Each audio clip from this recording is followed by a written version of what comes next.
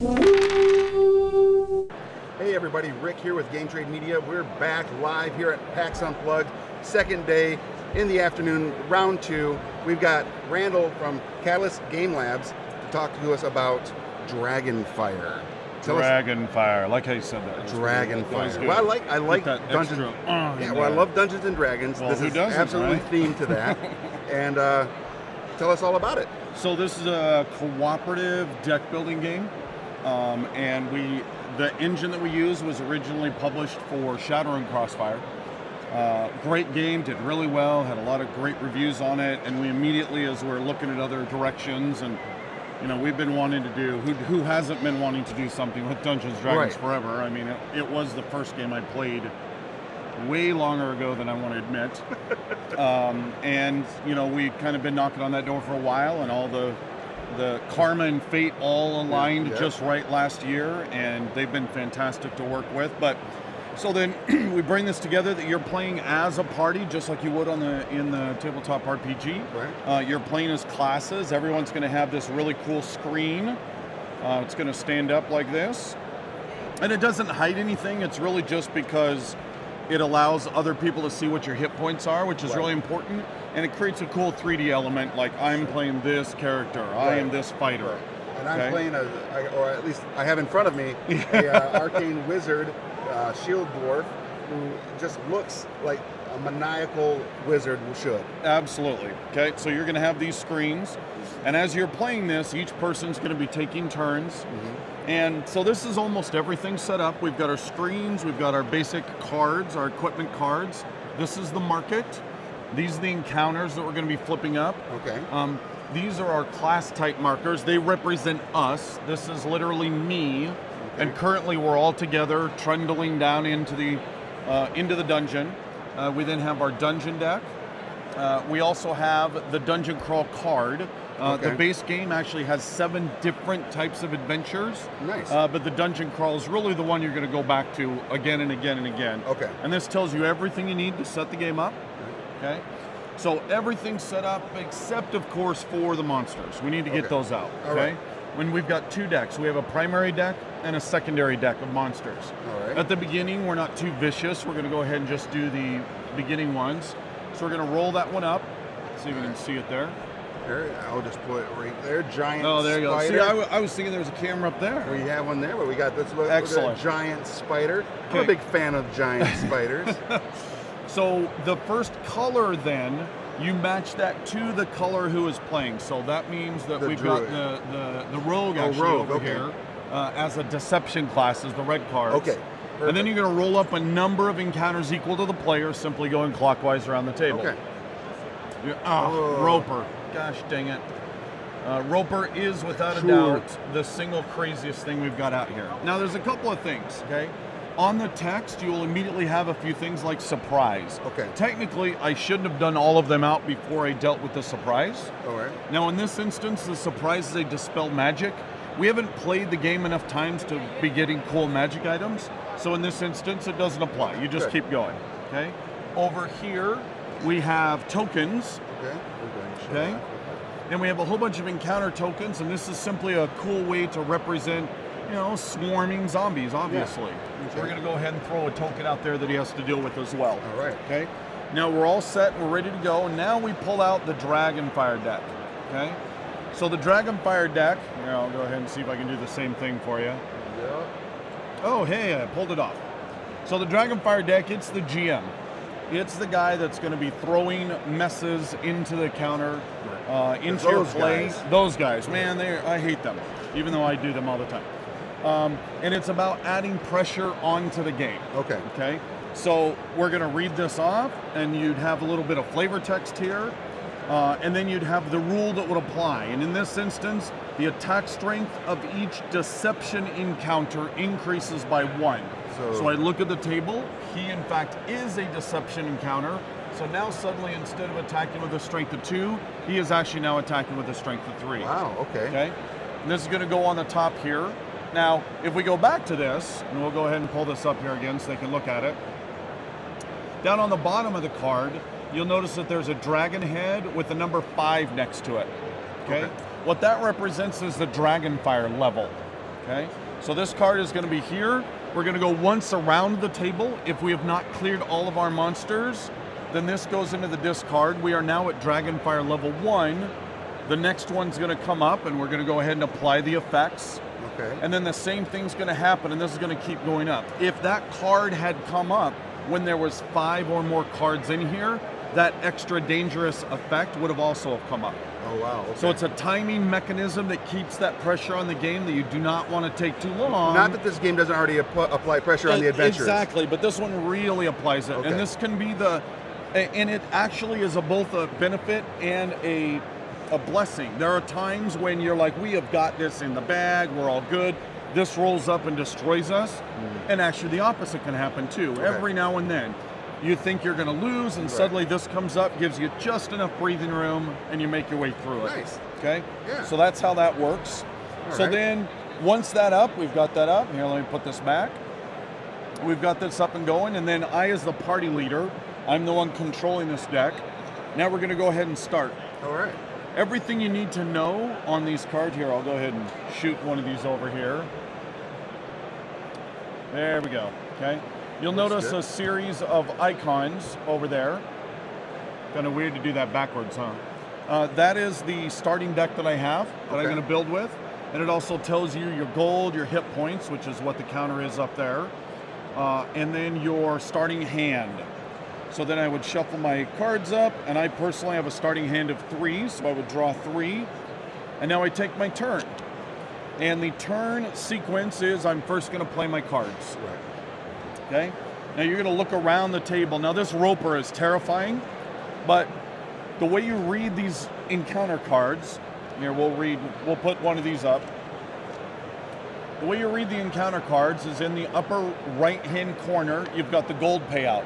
Once we defeat the encounter, that's what we're all going to get. Then any text effects, as I said in this instance, if I had some magic items, they would immediately go away. Right. Any other text effects might apply. And then down the right-hand side there is the damage track. And that's the amount of damage and the color combination of damage that I have to apply. Now in this instance, there's a 4 up there. And all I have is 3 cards in my hand, which means I'm not even going to be able to touch them this turn. Right. And that's okay, because it's not always about focusing on what's in front of you. You need to decide as a party, what is the quickest thing I can go and get, okay? So looking over here at the spider, okay, I've actually got a red there, or even better, what I can do is I could attack the token. So if you want to lift that card up, you'll notice that next to the tokens is actually the token's damage track. And it's maybe a little hard to see on that, but it's a 2, and then it attacks for a strength of 1. Okay. So if it's sitting right there, the card and the token are going to attack the cleric for 3 points. So then I would simply play 2 points, and that would get rid of the token. Right. Okay. That's all I can do, because I only have 1 more point. There's no other point that I can do. So then I'm going to, I would then take damage. Okay. The roper in front of me he's doing 2 points. I'm going to go ahead and move my track like that down.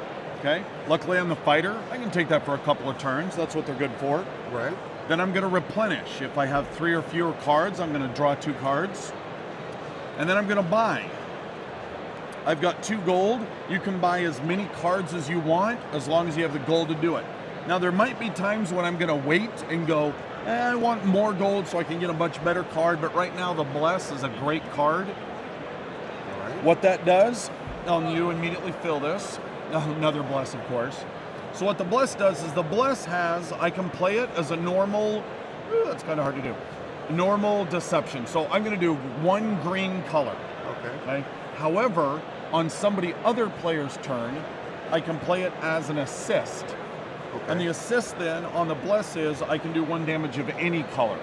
So it allows for a great color correction on those things. So I put that straight into my hand, unlike almost any other deck builder. Any cards you buy immediately come into your hand for use on your next turn. Right. And so now it's your turn. All right, so on my turn, I have in my hand 3 blue You did not shuffle very well. I did not shuffle very well. But yes, you have 3 blue cantrips. All right, so with that, I feel like I could do 1 here and knock them down to this, right? And that's what these would be for? Yep. And then I could also do 2 on the zombie, Well, and what's the next color? blue. So I could do 2 down on him. So I could technically use all 3 of my cards on that. And what did I buy? You got the bless. I got a bless, which I can play as an assist on your turn to do the green, And get rid of the and zombie. that immediately kills the zombie. Perfect. Okay, so we'll kill that. So these are going to go into your discard. All right. This thing comes into my discard. Okay, and then the way gold payout works is, again, remember, this is about a party, not just you, Right. as much as the rogue wants to think it's all about him. Lauren, I'm looking at you. So the way this pays out then is you're going to take 1 gold, and it simply wraps around the table as many times it takes to pay out. All right. So in this instance, we're doing 4, you get 2, 1 for all the rest of us. Perfect. So you get 1, he'd get 1, he'd get 1. Then that would simply go in the discard, Yep. into that discard right there. All right. Okay, face up. Okay. And I get 2. You would get 2. So then you would replenish. You'd get 2 cards because you have 3 or fewer. And then you have oodles and oodles of gold because, of Yes. course, you're a shield dwarf. You start out with 6 gold. You now have 8 gold. Yes. You have a whole pile of awesome here, okay? So the magic missile would allow you to hit 3 different targets. That's actually pretty rare because when you're doing the damage off of a card, let's say we have the green and the 2 here on the spiritual weapon, that must be applied to the same encounter, Oh, okay. okay? However, the magic missile specifically allows you to attack 3 different encounters. However, you've also got Cloud of Daggers, Which I could also buy. which you could also buy. So Cloud of Daggers, so you play it, if you played it on your turn, you would normally get the 2 blue and 1, which is a great amount of damage. However, the assist allows you to subtract damage off of colorless levels. Okay. So you're able to play it to assist to suddenly knock this 4, blue 2, black, blue 3 down to a 2, blue 0, black, blue 1. Nice. So it's a great way. Giants and trolls in particular hate this card because it just Nice. really wrecks them and allows other people to take them down. Nice. So what I'm going to do is I am going to pay 3 for magic missile first. Okay, I want to see what flips, absolutely. and I don't like that, and I'll pay the other. The other 5 5. for that, so you exactly see how that goes. Okay, so then the play would continue on like that. Yep. Now, as soon as we have finished, okay, and I'm likely going to hit 2 more, I'm probably going to be hit 2 more times because ultimately this guy's going to take a while. So we're going to hit the cards that are going to give us gold the quickest, Right. so that we can quickly buy. Right. And by the time it comes back to him, we should actually be able to kill him in 1 round, going round 2 or 3 down, because all the rest of you, your monsters will be gone. You'll have a couple extra great cards in your hand, and we'll just take this guy down. Right. Okay? Perfect. And that's So- how it plays. That's how the game plays. It's awesome. So, actually, I do want to mention one thing, because you guys Okay. probably noticed that The this secondary. deck had anything come Right. up. So, once you've cleared it, you end a scene, you then go into a short rest. Everybody gets to heal 1, everyone has a chance of buying a card. You then go into the next scene, and the next scene for the dungeon crawl is rolling out a new set of encounters, +1. It's a Okay. little more difficult. However, you start drawing from the secondary deck equal to how many cards are in the discard. And this would now have 1, so you'd add. So there might, but Oh. remember, every time it goes around, so we might end up having 3 in there, Oh, wow. which means 3 exceedingly dangerous monsters come out, and then we fill the rest of them from here. So once again, it's about that pressure. Okay. The longer it takes, the harder it is to get. Yikes. All right. I also noticed that you brought a couple extra things with you today. Absolutely, we we even have any more. Because if Catalyst is known for nothing, it's about being sometimes ridiculously ambitious. So we have the core game, and then Alright. we have the character pack, Wondrous Treasures. There's another deck, Hidden Treasures, that's unique for retailers. Nice. And we also have 2 monthly character packs for December and January that are all shipping out to people. Oh, nice. Okay. So nice, good set of things. So in the base game, you have your standard rogue, wizard, fighter, and cleric. And this character pack then comes with 32 additional of these cards. Wow. Yeah. Both expanding on these classes with different races, because every race class combination creates a slightly different play experience. But then it also introduces the Bard, Druid, Ranger, and Warlock Nice. to immediately expand your opportunities. Okay. So one of the other things you didn't mention, and I'm probably because I wanted to get into this new stuff. Sure. Is after let's say we've completed today's game, everybody makes it through. We have a wonderful thing, but these guys advance. Yeah, actually, there's two ways in which they advance. Because once again, we love being ambitious. Okay. So what's going to happen is every time you play a game, you're going to get experience points, just like the tabletop RPG. Right. And even if a game stomps you into the ground, and don't worry, you will be stomped into the ground many times, and that's okay. But every time you play, you're going to get a little bit of experience points. Okay. And those experience points then turn into features, which are these stickers. So if we're looking back at one of our cards here, you'll notice that there are 6 slots that you unlock with experience points. And then you have a whole slew of stickers. You kind of put these up here. We're starting to run out of time. They're throwing up numbers at us. That's right.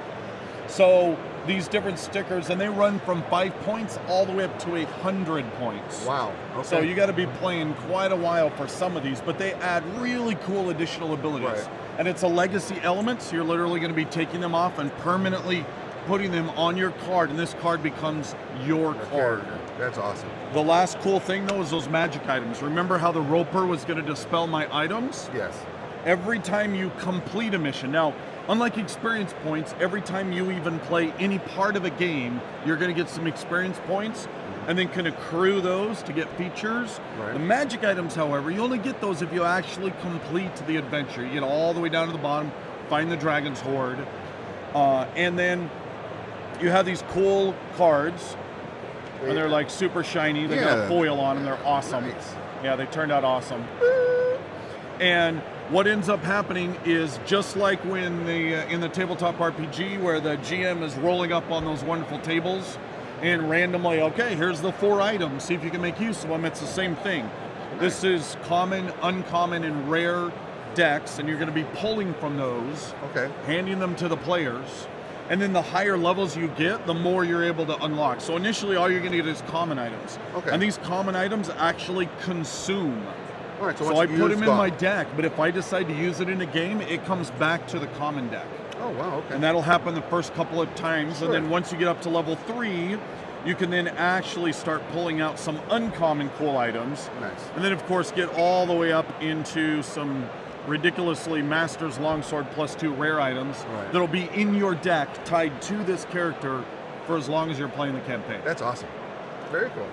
Well, thank you, Randall, for coming over here and showing us all this amazing stuff. Glad to be here. We're, if anyone happens to be watching it that are here, we're booth 525. We're running demos constantly. It's been packed. It's been awesome. Good. And then obviously it's on store shelves right now. Right now. And if you want to learn more about Catalyst Game Labs, go to their website, go to the Facebook page, go to all their social media, like all their things so you don't miss out on anything coming out. Please do. We got a whole slew of awesome coming for Dragonfire. Absolutely. Dragonfire. Also, just in finalizing this whole little broadcast today with Catalyst, remember, thank you to Carolina Game Tables for letting us use this amazing This is a beautiful table. Table all weekend long. Check out their website, Catalyst Game, or I'm still thinking Catalyst Games, CarolinaGameTables.com, or their Facebook page, Carolina Game Tables there as well. And finally, we have this cool little prize package we're giving away this weekend. Right here, if you are here at the show, you can stop by the booth, pick up the card. Has a QR code, has a URL link. You can go to the website, do all the things on there to unlock entries, and one winner will win this amazing prize pack right there. And as I've said before, that prize pack is getting larger. Some of the vendors here are adding something to it. I think we need to add a Dragonfire to that prize pack. I think so. Absolutely. Cool. Thank you very much. Yeah, perfect. Thank you. Other than that, we'll be back real soon with another great bit of content here at PAX Unplugged. So stay tuned.